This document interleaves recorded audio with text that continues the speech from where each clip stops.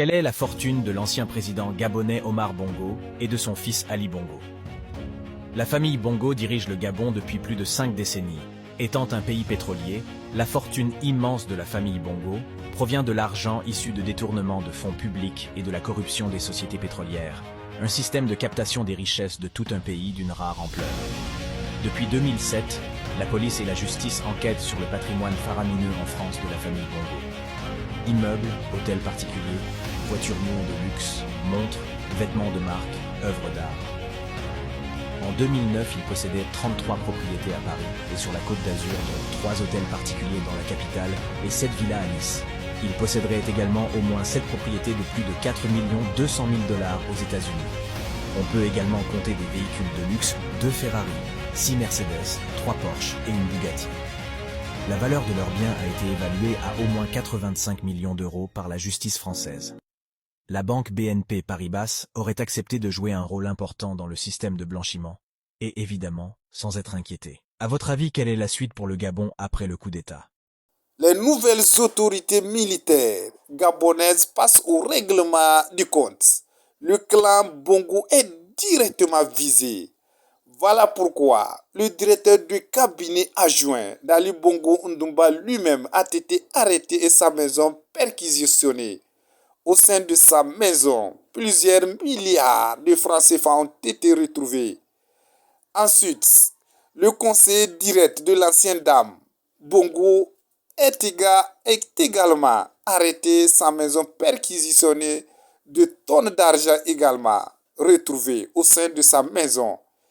Et enfin, le fils d'Ali Bongo Ondimba, Noureddine Bongo, également son conseiller, a été arrêté et des sacs d'argent retrouvés également au sein de sa maison. Tous sont sommés de s'expliquer. Écoutez les témoignages maintenant. L'arrestation ce jeudi de l'ancien directeur de cabinet adjoint d'Ali Bongo Ondimba, Mohamed Aliou Saliou, par les autorités militaires de transition. Regardons. Son arrestation avait été annoncée au cours d'un communiqué du Comité pour la restauration des institutions.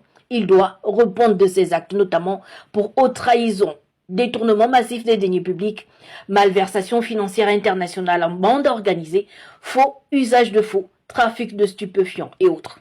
L'ancien directeur de cabinet adjoint de l'ancien président de la République déchu, Ali Bongo Ondimba, doit assumer ses responsabilités. J'ai été interpellé, comme plusieurs autres.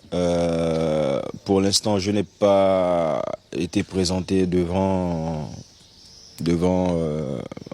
des autorités compétentes ou autres et tout. Mais il fallait qu'on vienne quand même faire une fouille chez moi pour savoir exactement ce qu'il y avait dans la maison, sûrement par rapport à ce qui m'est reproché.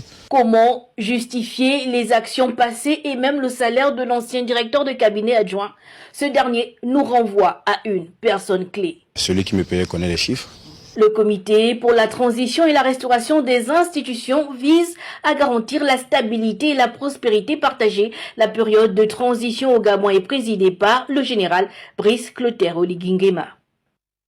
À côté de cette interpellation, plusieurs autres arrestations des proches collaborateurs de l'ancien président Ali Bongo Ondimba et son épouse s'effectuent. Ces derniers sont accusés de malversation financière, de détournement de fonds publics et bien d'autres choses. Lors de la perquisition, plusieurs milliards de francs CFA ont été retrouvés, des véhicules de luxe ainsi que d'autres matériaux. Regardons. Les dernières 24 heures à Libreville auront été très mouvementées.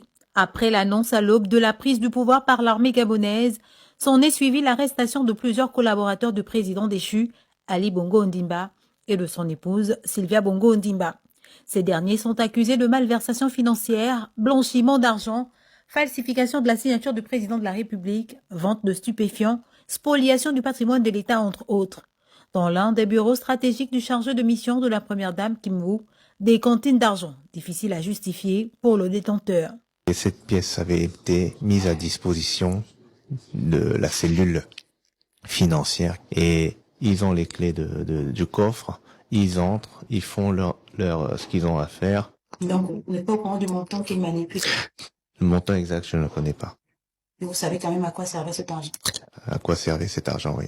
Normalement, c'est le bureau attaché directement à la personne de la première dame. Comment justifiez-vous autant d'argent après Comment voulez-vous que je justifie, puisque je suis pas au courant qu'il en restait même? le domicile? C'est chez vous, même si vous êtes locataire. Oui, oui. Oui, oui. Mais donc, vous connaissez tous ceux qui se trouvent dans la maison, en principe. Je sais qu'il y a un coffre, je sais qu'il y a ce champ, je sais que c'était de l'argent, bien sûr. Yann Goulou, directeur de cabinet de Nourdine Bongo Valentin, figure lui aussi au nombre des arrestations du jour, avec en sa possession plus de 4 milliards de francs CFA, plusieurs biens matériels, immobiliers et des parkings à couper le souffle. Oui, c'est retrouvé chez moi, oui. Quelle est l'origine de cela? C'est des fonds de campagne. Des fonds de campagne. Oui. Et combien? Je ne sais pas. Je ne sais pas s'ils ont dû compter, je ne sais pas. Une estimation? Je saurais vous dire. Je saurais vous dire, c'est les valises. Comme ça, je ne sais pas combien de valises contient, donc je ne peux pas vous dire. Je ne sais pas. Ça a été retrouvé dans quelle pièce? Dans le chose, c'était dans le salon. Dans la pièce, au milieu. Est-ce que vous êtes banque pour justifier? Vous êtes une banque pour justifier ou pas? Non, non. Enfin, je ne vais pas rentrer là. Si je comptais, c'est pas... non. Bon, faut dire que même l'origine du compte. Le comité pour la transition et la restauration des institutions dit vouloir redonner au Gabon ses lettres de noblesse, restaurer la cohésion sociale et ramener l'espoir dans le pays tout en le construisant. Est-ce que tu réalises ça? Je vais vous dire, c'est les valises. Comme ça, je ne sais pas combien de valises contient, donc je ne peux pas vous dire. Les dernières 24 heures à Libreville auront été très mouvementées. Après l'annonce à l'aube de la prise du pouvoir par l'armée gabonaise, s'en est suivi l'arrestation de plusieurs collaborateurs du président déchu, Ali Bongo Ondimba, et de son épouse, Sylvia Bongo Ondimba. Ces derniers sont accusés de malversation financière, blanchiment d'argent, falsification de la signature du président de la République, vente de stupéfiants, spoliation du patrimoine de l'État, entre autres. Dans l'un des bureaux stratégiques du chargé de mission de la première dame Kim Woo, des cantines d'argent, difficiles à justifier pour le détenteur. Et cette pièce avait été mise à disposition de la cellule financière et ils ont les clés du coffre, ils entrent, ils font ce qu'ils ont à faire. Donc, vous n'êtes pas au courant du montant qu'ils manipulent? Le montant exact, je ne le connais pas. Et vous savez quand même à quoi servait cet argent? À quoi servait cet argent, oui. Normalement, c'est le bureau attaché directement à la personne de la première dame. Comment justifiez-vous autant d'argent après? Comment voulez-vous que je justifie, puisque je ne suis pas au courant qu'il en restait même? Le domicile, c'est chez vous, même si vous êtes locataire. Oui, oui, oui. Mais donc, vous connaissez tous ceux qui se trouvent dans la maison, en principe. Je sais qu'il y a un coffre, je sais qu'il y a ce champ, je sais que c'était de l'argent, bien sûr. Yann Goulou, directeur de cabinet de Nourdine Bongo Valentin, figure lui aussi au nombre des arrestations du jour, avec en sa possession plus de 4 milliards de francs CFA, plusieurs biens matériels, immobiliers et des parkings à couper le souffle. Oui, c'est retrouvé chez moi, oui. Quelle est l'origine de cela? C'est des fonds de campagne. Des fonds de campagne? Oui. Et combien? Je ne sais pas. Je ne sais pas s'ils ont dû compter, je ne sais pas. Une estimation? Je saurais vous dire. Je saurais vous dire, c'est les valises. Comme ça, je ne sais pas combien de valises contient, donc je ne peux pas vous dire. Je ne sais pas. Ça a été retrouvé dans quelle pièce? Dans le chose, c'était dans le salon. Dans la pièce, au milieu. Est-ce que vous êtes banque pour justifier? Vous êtes une banque pour justifier ou pas? Non, non. Enfin, je ne vais pas rentrer là. Si je comptais, c'est pas... non. Bon, faut dire que même l'origine du compte. Le comité pour la transition et la restauration des institutions dit vouloir redonner au Gabon ses lettres de noblesse, restaurer la cohésion sociale et ramener l'espoir dans le pays tout en le construisant. Est-ce que tu réalises ça? Voilà ce qu'on découvre au domicile du chef de cabinet du fils d'Ali Bongo. Vous voyez les sacs, les valises, littéralement les valises de billets. Alors c'est du franc CFA, les autorités parlent de 6 millions d'euros à peu près. C'est difficile de vérifier, mais ça vous montre à quel point la question du trésor du clan Bongo est prégnant en France, mais aussi au Gabon. Alors, estimation, allons dans le vif du sujet. J'ai parlé de 6 millions d'euros ici. C'est vraiment le tout petit bout de la lorgnette. L'estimation de Mediapart, après une longue enquête, en 2015, était de 460 millions d'euros. Estimation en plus qui se disait honnêtement partielle et qui évoquait possiblement le milliard d'euros, peut-être même. Donc vous voyez, 1 milliard, c'est énorme. Si juste on compare, le PIB du Gabon, je regardais 20 milliards d'euros, donc on sera 1/20 du PIB du Gabon, 5%, avec un salaire officiel pour Ali Bongo qui est de 15 000 euros par mois. 1 milliard de patrimoine avec 15 000 euros par mois, il faut travailler quelques siècles pour l'obtenir, je crois. Oui, on se doute bien que c'est pas avec ce salaire officiel qu'il a pu s'offrir des villas partout dans le monde. C'est un parc immobilier digne d'un gagnant du Monopoly. Je vous ai promis l'agent immobilier, le voici. Donc alors, je vous emmène rue de l'Université Paris 7. Donc vraiment les très très beaux quartiers de Paris. Cet hôtel particulier qui est au total sur un domaine de 5000 mètres carrés, inestimable en fait. Acheté a priori une centaine de millions d'euros dans les années 80, mais on parle de plusieurs centaines de millions d'euros aujourd'hui. Je vous emmène dans le 16e, rue d'Aune, un autre hôtel particulier. Celui-là, il est au fond de la rue, une vingtaine de millions d'euros dans les estimations. Et puis, on n'est pas qu'à Paris, parce qu'on aime bien la Côte d'Azur aussi. La Villa Saint-Ange à Nice, voilà, modeste villa, 11,7 millions d'euros. Je vous conseille d'aller sur le site de Libération ce matin, qui a essayé de cartographier les propriétés de la famille Bongo, du clan Bongo à Paris.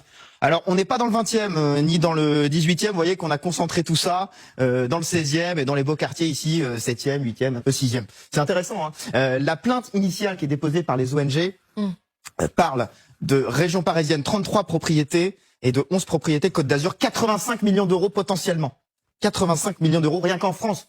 Vous imaginez, par rapport même aux chiffres que je vous ai donnés tout à l'heure, c'est une part importante. La fortune, c'est pas que l'immobilier. Il y a l'immobilier, il y a les comptes en banque, il y a les entreprises, il y a les voitures, il y a les yachts, les objets de luxe, les costumes, les bijoux, etc. Je m'arrête sur les entreprises. Une société qui a arrêté notamment les enquêteurs de Mediapart et les médias gabonais. Delta Synergie, détenue par différents membres de la famille Bongo, qui a des parts dans le secteur industriel gabonais, les mines, le pétrole, le secteur agroalimentaire, le secteur des services. Donc là aussi, c'est un élément de patrimoine et un élément de revenu en même temps. Je m'arrête aussi quand même sur les voitures.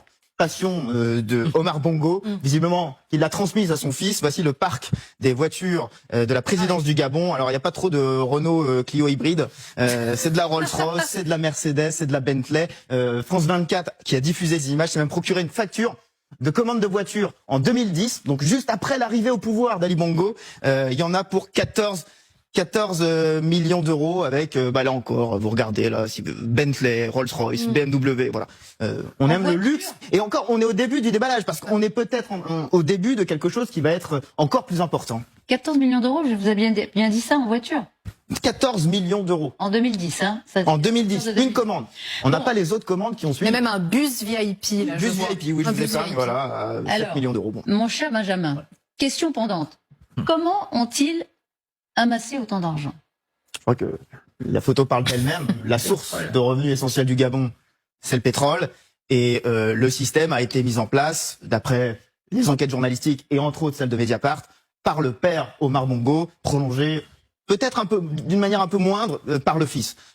Assez simple finalement, des sociétés pétrolières qui versent des commissions au clan Bongo pour pouvoir exploiter le pétrole. Cet argent qui est ensuite, et là c'est l'enquête française qui le révèle, envoyé vers des sociétés écrans, SCI Emeraude, SCI de la Baume, et ensuite ces sociétés écrans qui investissent dans l'immobilier que je viens de vous montrer. Voilà, assez basique, assez classique, j'ai envie de dire, avec un système français qui a mis un peu de temps à réagir, puisque la première plainte 2007, Transparency International, l'enquête 2009, elle débute réellement en 2009, fin de l'instruction 2017, et on a eu des premières mises en examen dans le clan Bongo en 2022. Pour être précis, 4 enfants d'Omar Bongo en avril, puis 5 autres enfants d'Omar Bongo en juillet.